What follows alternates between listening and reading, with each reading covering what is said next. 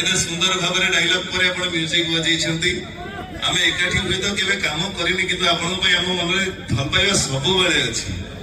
धन्यवाद आहरी डायलॉग कहबी डायलॉग कहवा गोटे छोटिया कथा शुणा आम हेलु मंच कलाकार आम यात्रा करू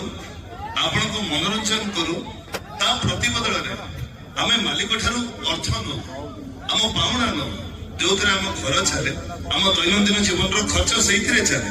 किंतु ये हूँ एमती गोटे मंच जो मंच जो कलाकार लोड़ा से माने प्रोफेशनल कलाकार नुहंती से माने होचंती आपण अंचल पुओ आपण अंचल भाई से माने निज परिश्रम उपार्जित धन रु किसी किसी संचय करी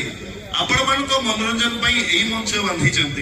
तेणु आशा करी एवं जमी अच्छा सका जाए सेमती रही प्रत्येक कलाकार को उत्साहित करेंगे मनोबल को आहरी सुदृढ़ करेंगे।